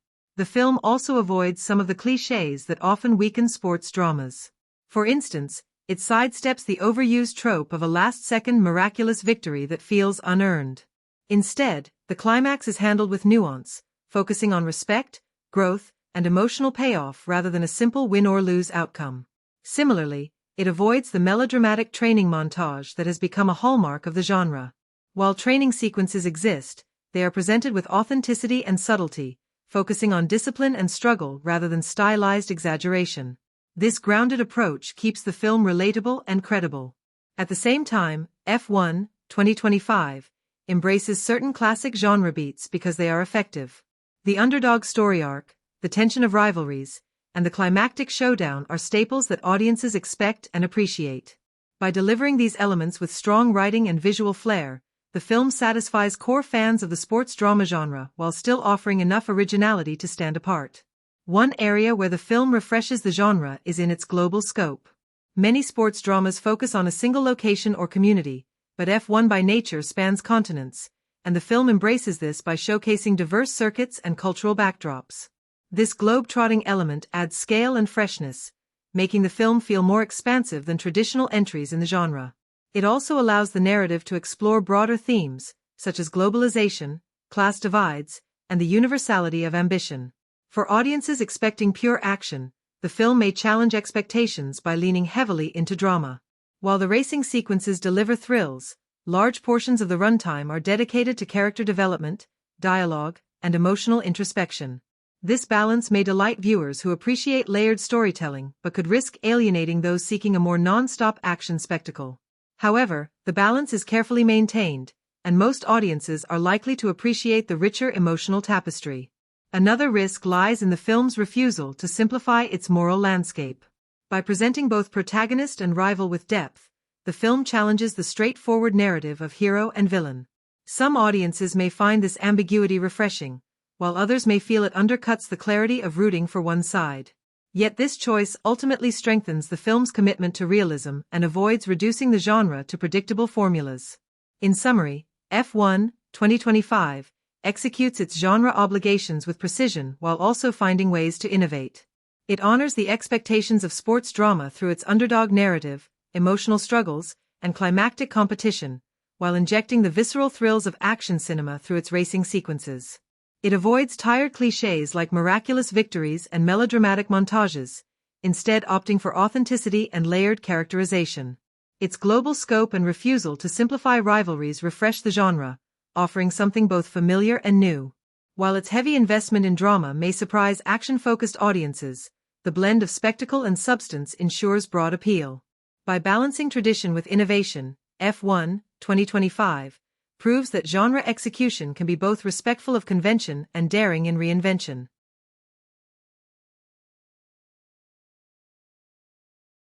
When looking at F1, 2025, through the lens of social and cultural commentary, the first question is whether the film consciously engages with the world it comes from or whether any larger meanings arise unintentionally. Modern cinema, especially films with global reach, rarely exists in a vacuum. Audiences often search for relevance beyond the surface story, and whether intentional or not, films reflect the anxieties, values, and debates of the time they are made. F1, 2025, positions itself in a world that feels familiar to ours, and this automatically invites interpretations about power, identity, and the cultural dynamics at play both on and off screen. One of the clearest areas where the film may offer commentary is in its treatment of ambition and competition. Motorsport has always carried symbolic weight as a test of human endurance, technological progress, and national pride.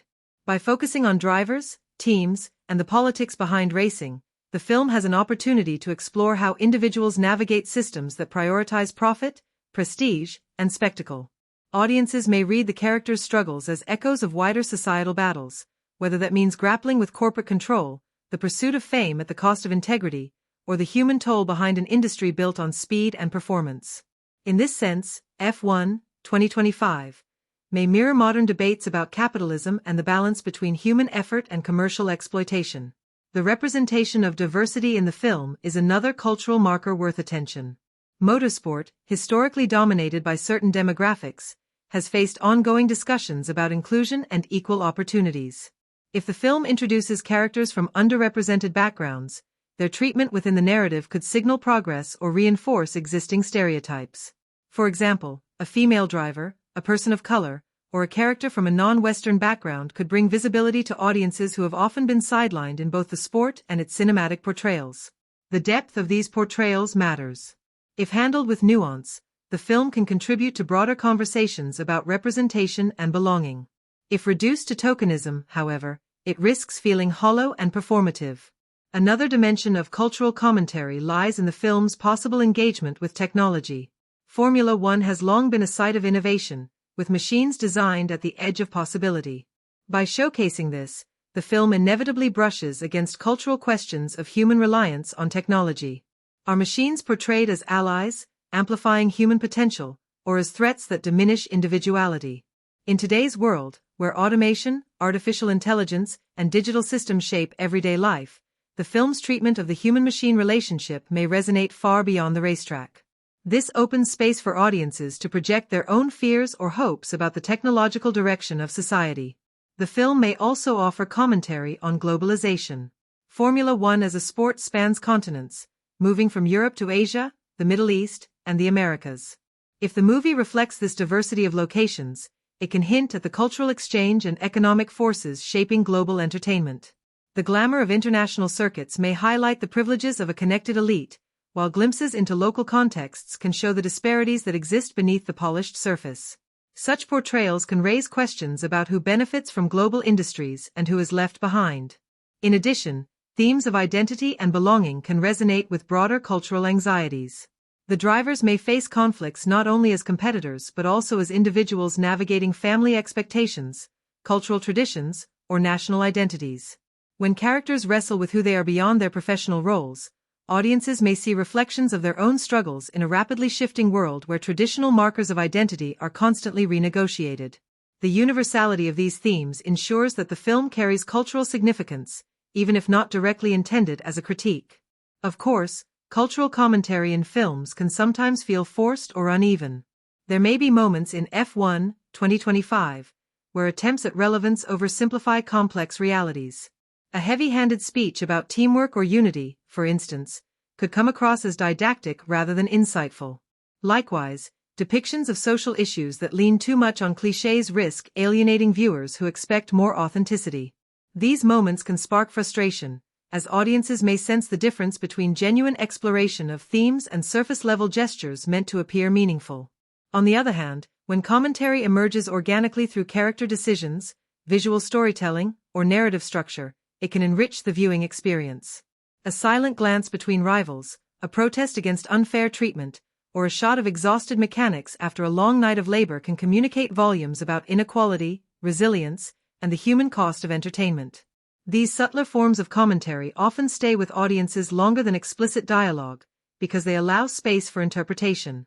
Ultimately, F1, 2025, will be received not only as a piece of entertainment but also as a cultural artifact of its time. The social and political landscape of 2025 will influence how audiences interpret the film's messages. Whether it sparks conversations about ambition, technology, globalization, or representation, its significance lies in the dialogue it creates between screen and society. Some viewers may see it as escapist fantasy, while others may find mirrors of their own lives and struggles in its themes. The richness of its cultural commentary will depend less on overt statements and more on the sincerity with which it engages the complexities of the modern world. Audience engagement is one of the most important measures of a film's success, and F1, 2025, seems designed to capture attention on multiple levels. The film's blend of high-octane spectacle and human drama creates plenty of opportunities for audiences to feel invested, whether through gasps during tense racing sequences, laughter at lighter moments, or emotional connection during more intimate scenes. These layers of engagement ensure that the film appeals both to casual viewers looking for excitement and to dedicated fans searching for depth and detail. The racing sequences are likely to be the biggest source of immediate audience reaction. A well-shot race, filled with close calls, risky overtakes, and high-speed crashes, can generate audible gasps in a theater. These moments do not simply thrill because of visual spectacle, they also matter because of the emotional stakes attached to the characters. When audiences care about who wins, who survives, and who risks everything, the adrenaline becomes more than surface-level entertainment. Viewers will remember specific shots, the roar of engines, the sudden silence before impact, or the close-up of a driver's eyes, long after the credits roll. These are the kinds of beats that invite audiences to relive the tension in conversation and debate afterward. Equally important are the emotional hooks embedded in quieter scenes. A heartfelt exchange between rivals, the vulnerability of a character in private, or the resilience of a supporting figure working behind the scenes can strike chords that linger. Viewers may not cry during every moment, but when the story allows space for characters to reveal their humanity, the impact deepens. These sequences will likely encourage repeat viewing, as audiences revisit them to appreciate the subtleties of performance and writing that may not be obvious in the first viewing when adrenaline dominates. Humor is another dimension of audience engagement. Even in a drama-heavy or intense narrative, carefully placed moments of levity give viewers relief and make the characters more relatable. A witty line delivered in the heat of competition, a playful interaction between team members, or an ironic twist in a tense moment can provoke laughter that balances the mood. These lighter touches are often the ones that audiences quote later, turning into memorable lines that circulate in casual conversation or online discussions. Fan debate is another form of engagement that F1 2025 seems positioned to generate. Certain choices in the story, such as ambiguous character motivations, controversial race outcomes, or unresolved tensions, will leave room for discussion. Fans may argue about whether a character made the right decision, whether a crash was an accident or sabotage, or whether the ending sets up a sequel. These debates sustain interest in the film well beyond the initial release, creating a community of interpretation and speculation that strengthens its cultural footprint. The film also offers rewatchability through attention to detail. Production design, foreshadowing in dialogue, and visual cues hidden in the background reward audiences who pay close attention. A symbol on a driver's helmet, a repeated musical motif tied to a character's arc, or a brief glance exchanged in a crowded scene may take on new meaning after the story concludes. Viewers who catch these details on a second or third viewing will feel rewarded for their patience, which adds depth to the overall experience. This layered design ensures that F1 2025 is not simply a one-time thrill ride but a film that grows richer with each return. Finally, in an era where digital culture shapes audience interaction, F1 2025 contains moments destined for sharing. A dramatic slow-motion crash, a perfectly timed line of dialogue, or a visually stunning shot of a car under the night sky has the potential to be transformed into GIFs and clips circulating online. These fragments extend the film's life across social platforms, where they spark conversations, fan edits, and creative reinterpretations. Such shareable moments turn the film into more than a self-contained story. They allow it to live dynamically within the audience's cultural landscape.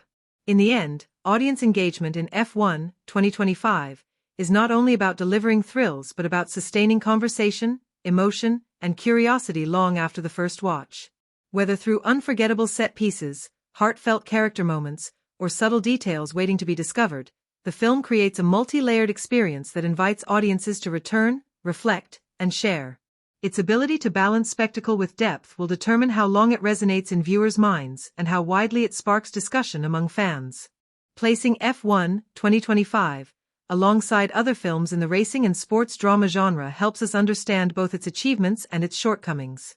Every racing film inevitably draws comparisons to classics like Rush, Ford v Ferrari, and the Fast and Furious franchise, while also standing against the director's previous body of work. Examining these points of reference highlights how F1 2025 borrows from tradition, attempts reinvention, and sometimes struggles to rise above its influences. One of the most obvious comparisons is with Rush, 2013, Ron Howard's dramatization of the rivalry between James Hunt and Niki Lauda. Both films explore the high stakes of professional racing and the personal sacrifices required to compete at the top level. Where Rush thrived on its balance of slick race sequences and emotionally raw character study, F1 2025 takes a broader, more cinematic approach to spectacle.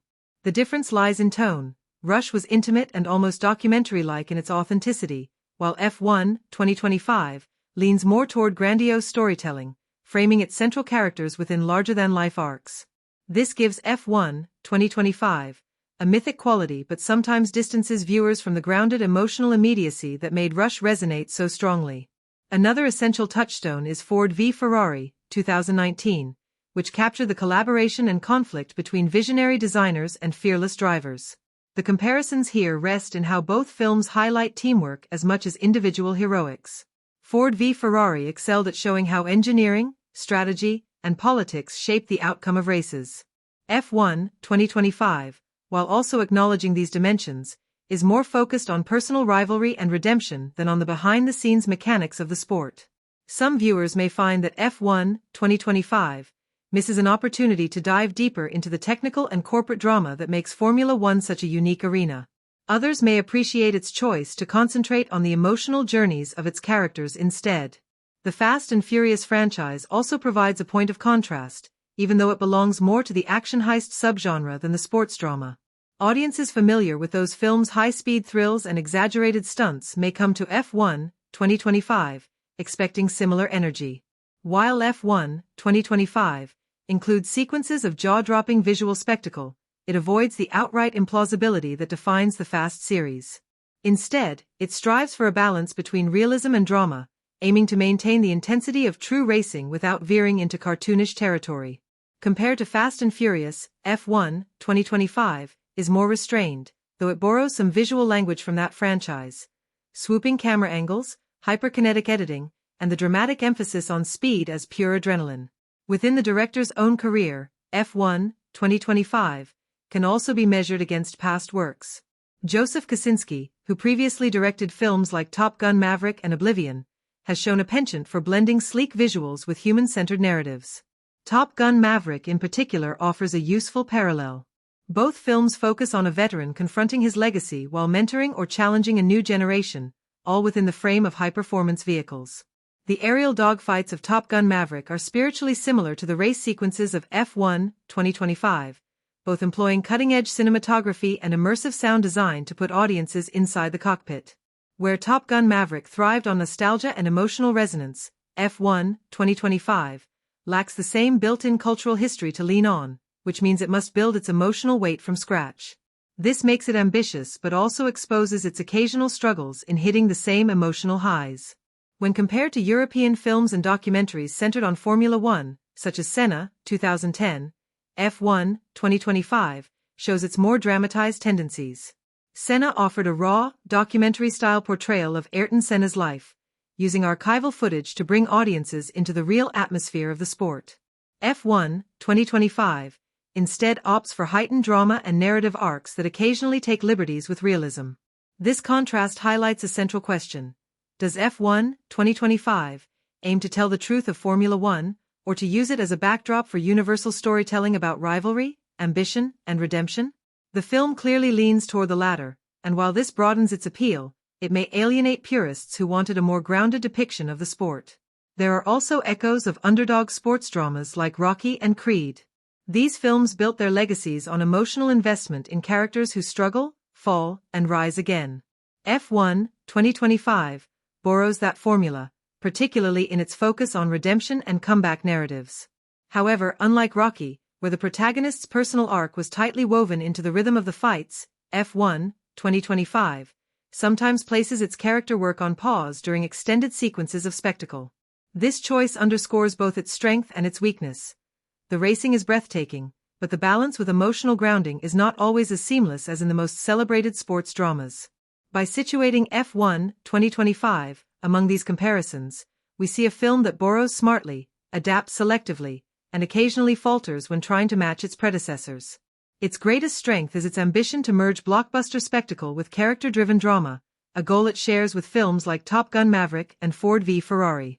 Its weaknesses emerge when it cannot quite achieve the emotional intimacy of Rush or the narrative clarity of Rocky. Yet, by carving its own path between realism and myth-making, it adds a distinctive entry to the racing film canon. In the broader cinematic conversation, F1, 2025, stands as both a continuation of genre traditions and a bold attempt to reframe them for a new generation. F1 2025 is not just about fast cars and intense rivalries. It is also layered with symbolism and metaphors that give the film greater thematic depth. These elements are woven into the narrative and visual design to enhance the story's resonance. They often appear through repeated images, specific color palettes, and recurring motifs that connect the characters' inner lives to the world of Formula One racing. One of the most striking symbolic elements in the film is the racing helmet. For the drivers, the helmet is not just protective gear but also a mask that hides vulnerability. Early in the film, Brad Pitt's character dons his helmet in a moment of hesitation before a race, signaling how he uses it as both armor and disguise.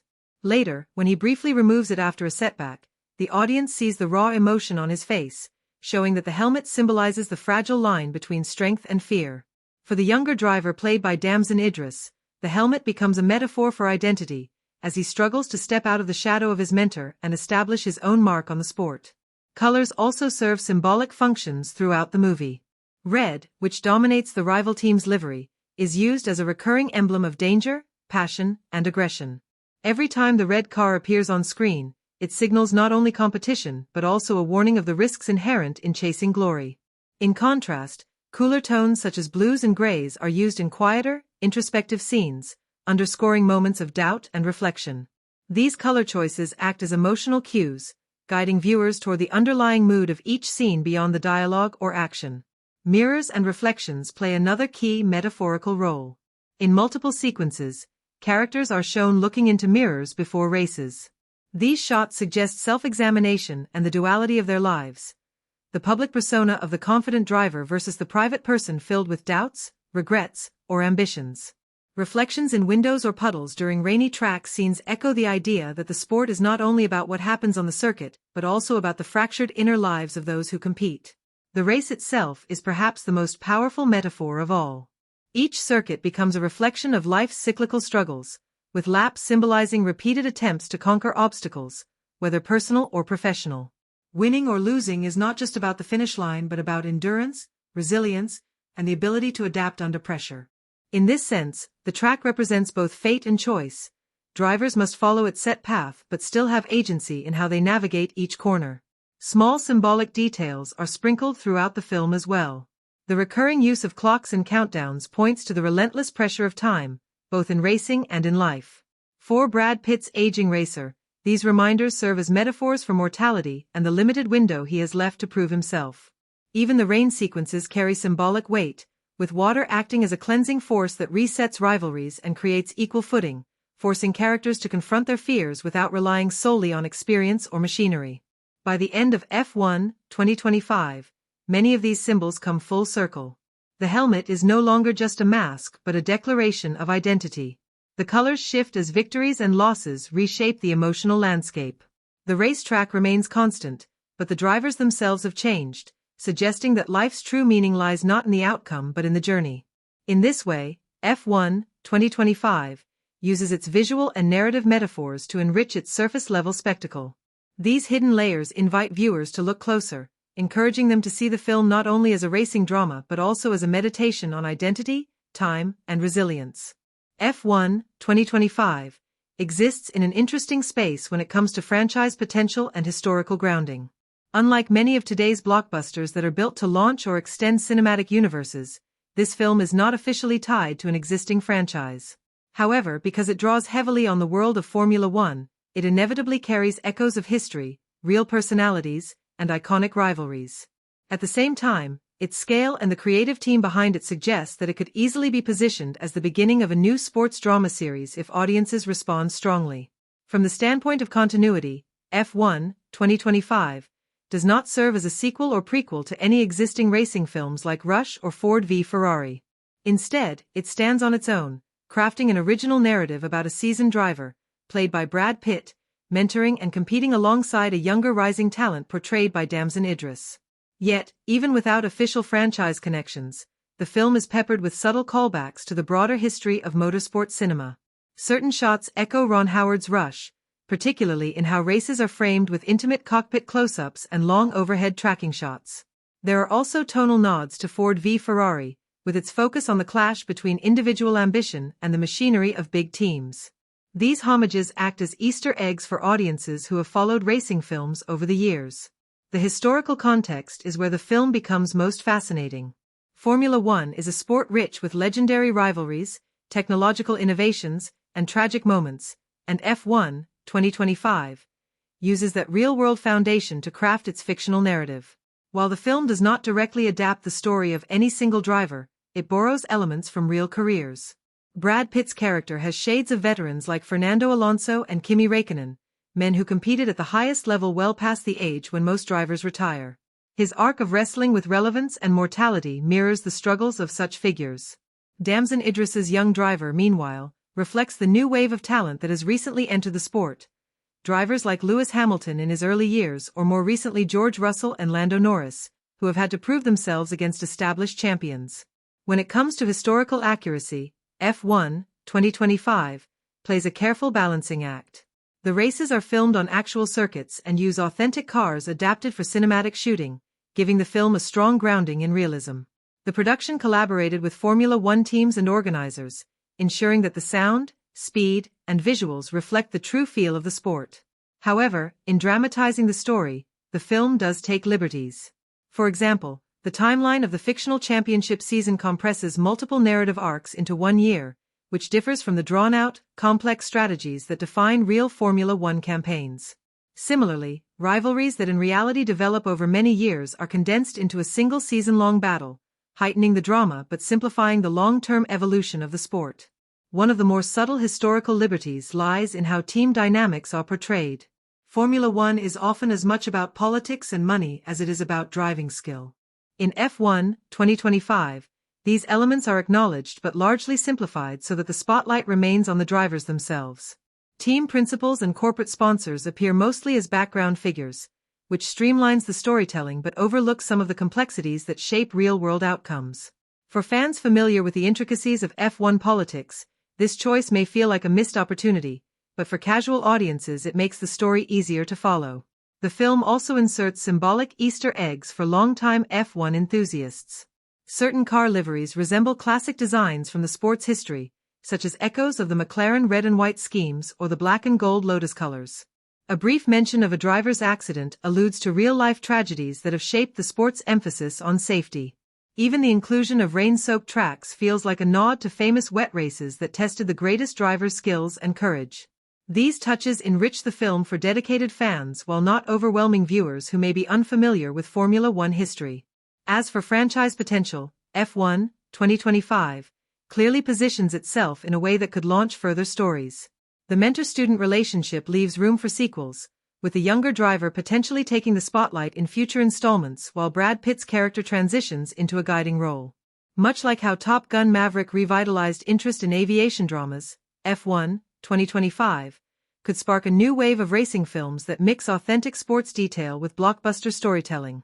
The global popularity of Formula One, especially after the success of Netflix's Drive to Survive, suggests that there is a ready-made audience for such a franchise. In conclusion, F1, 2025, is both a standalone story and a film deeply rooted in history. It honors Formula One's legacy through authentic visuals and subtle callbacks, even as it takes creative liberties to heighten drama. While not part of a pre-existing series, it opens the door to franchise possibilities by leaving character arcs unfinished and thematically ripe for continuation. Its blending of historical inspiration and cinematic invention ensures that it appeals both to purists seeking authenticity and to mainstream audiences craving spectacle and emotion.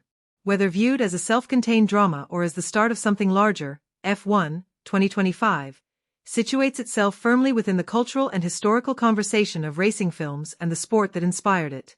Budget and box office performance are often as important as storytelling when it comes to understanding the impact of a film like F1, 2025. The production budget provides a baseline for expectations, but what really matters is how that money translates onto the screen and how audiences respond at the box office. A film with a high budget carries a burden of proof. It must justify its expenses by delivering spectacle and scale. Conversely, a smaller budgeted project can surprise audiences by achieving a level of polish and immersion far beyond its cost, often becoming more memorable precisely because of its resourceful filmmaking. With F1, 2025, The budget appears to have been allocated toward both technical realism and visual spectacle, combining cutting-edge effects with the logistical demands of replicating the world of elite motorsport. The sets, costumes, and overall production design clearly point to significant spending. Recreating authentic Formula One tracks, cars, and high-profile racing events requires careful attention to detail, from the roar of engines to the precision of pit crews. It is not merely about designing a race car, it is about capturing the complete ecosystem that surrounds one. Such authenticity comes at a high price, as permissions, set construction, and technical consultation with experts in the sport are all costly undertakings. The film makes a deliberate choice to invest in practical stunts and live racing sequences where possible, and those moments stand out on screen. Practical effects not only elevate the film's sense of realism but also avoid the artificial look that sometimes plagues CGI-heavy productions. However, the use of digital effects remains substantial, especially in recreating tracks or moments that could not be safely staged. The balance between practical spectacle and digital enhancement signals careful financial planning. Marketing is another arena where the budget becomes visible. A large portion of F1 2025's financial plan likely went toward global campaigns that aim to reach both film fans and Formula One enthusiasts. Trailers, teasers, branded partnerships, and promotional tie-ins with real racing events suggest a strategy focused on ensuring the film is seen as both a cinematic experience and a cultural event. Marketing budgets for films of this scale often rival production costs, and F1 2025 seems to be no exception. Its positioning in release calendars, likely timed around major sporting or holiday events, further underlines how much planning goes into maximizing visibility. In a crowded cinematic landscape, box office returns are not just a matter of quality but of timing and exposure. When analyzing box office performance, one must consider more than just opening weekend figures. Initial numbers are certainly important, as they signal audience anticipation and the effectiveness of marketing. However, sustained performance in the following weeks often tells a clearer story about word of mouth and long-term appeal. F1 2025 seems designed to appeal to both niche and broad audiences. The niche being motorsport fans who value authenticity and detail, and the broad audience being those drawn to action, drama, and spectacle. The overlap between these groups increases the likelihood of repeat viewings, particularly if signature racing sequences are as breathtaking as trailers suggest.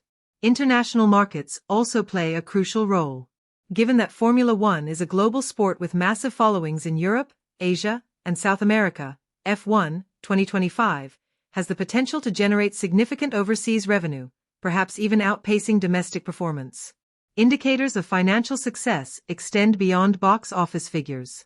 Ancillary revenue streams such as merchandise, digital sales, streaming rights, and eventual physical releases all contribute to a film's profitability. For a film like F1 2025, tie-ins with racing brands, apparel companies, and even video games could provide a secondary financial boost. Such partnerships often allow the film to transcend cinema and enter lifestyle spaces, reinforcing its presence in popular culture. This kind of extended reach can make a film financially viable even if theatrical returns fall slightly below expectations. There is also the question of whether F1 2025 punches above its weight or leans heavily on its spending. Early impressions suggest that the money has been put to good use, particularly in the seamless presentation of racing action and the immersive sound design. The technical finesse on display feels consistent with a high-budget production, yet there is a resourcefulness in how the film uses quieter, more character-driven moments to offset the grandeur of the races. These smaller-scale scenes prevent the movie from becoming monotonous spectacle and ensure that the budget is not wasted on relentless action without emotional grounding. By contrast, some big-budget films fall into the trap of spending heavily on effects without developing the narrative, leaving audiences underwhelmed despite the scale. F1 2025 appears to avoid this pitfall by striking a balance. Ultimately, the success of F1 2025 in budgetary and box office terms is measured by how well it integrates its production resources into a cohesive and engaging cinematic experience. If it performs strongly at the box office, it could pave the way for further films that explore the intersection of sports and drama at this scale. If it underperforms, the conversation will likely turn to whether the subject matter was too niche or whether the release strategy misjudged audience appetite. Either way, the film offers a fascinating case study in how budget and box office results are intertwined with creative choices, marketing strategies, and global appeal. When it comes to experiencing F1 2025, the question of where and how to watch is just as important as the film itself. The way a movie is consumed has a major impact on how its visuals, sound, and emotional beats register with the audience. Some films are built for the theatrical experience, with a scale and intensity that can only be appreciated on the big screen. Others lend themselves to streaming or home viewing, where intimacy, repeat access, and convenience make them more enjoyable. F1, 2025, sits at the intersection of both worlds. It is a film designed to deliver large-scale thrills but also one that benefits from close attention and the ability to revisit key scenes.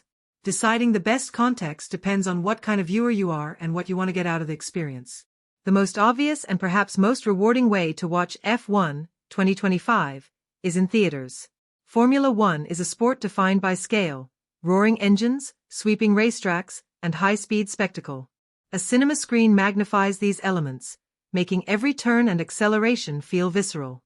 The immersive sound systems of modern theaters also elevate the experience, allowing the audience to feel the rumble of engines and the intensity of crashes in a way that headphones or TV speakers simply cannot replicate. The theatrical environment also encourages focus. In a cinema, distractions are minimized, and viewers are encouraged to give their full attention to the film.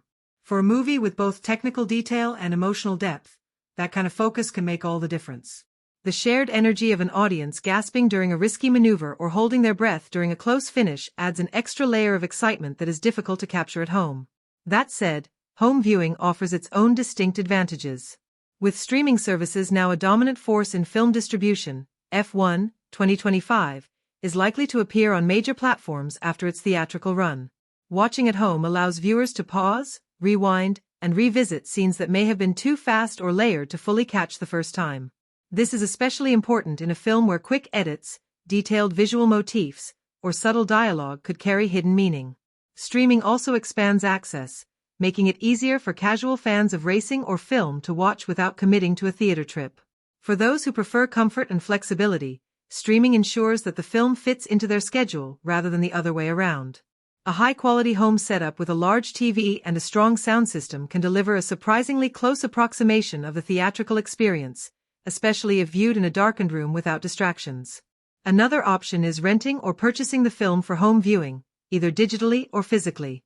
Rentals give audiences the flexibility of watching once or twice without a long-term commitment, while purchases cater to those who anticipate multiple viewings. Given the spectacle of F1, 2025, many fans may find themselves rewatching favorite races or dramatic turning points, making ownership an appealing choice.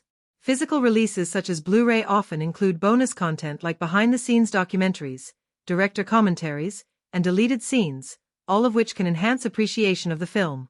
For dedicated fans of Formula One or cinephiles who enjoy dissecting craft, these extras may provide as much enjoyment as the movie itself. The decision of where to watch also depends on the kind of emotional connection you want. For those seeking pure adrenaline, the big screen is unmatched. The scale, sound, and communal energy amplify the film's excitement and suspense, making it an event rather than just entertainment. For those who value intimacy and the ability to analyze, streaming at home provides a slower, more personal experience. Watching with headphones, for instance, can highlight subtle sound design details that might be missed in a theater. Dialogue, ambient noise, or the layering of engines and crowd sounds all become clearer in this setting. For others, a casual living room watch with friends or family may be the best way to balance the thrill of racing with shared reactions and conversation. It is also worth noting that accessibility plays a role. Not every audience member has access to premium theaters or advanced home setups, and not everyone's budget allows for multiple viewings across platforms.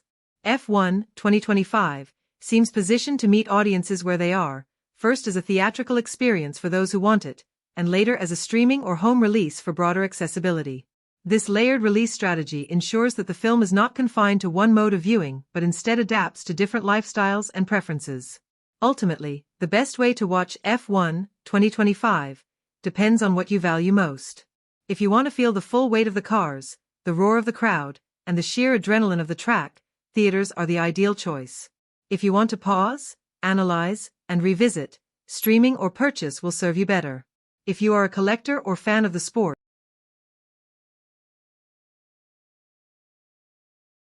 if you enjoyed this video and would like us to provide reviews of every kind of movie, please remember to like, comment, share, and subscribe to our channel. Have a great day, and we'll see you in the next video. Goodbye.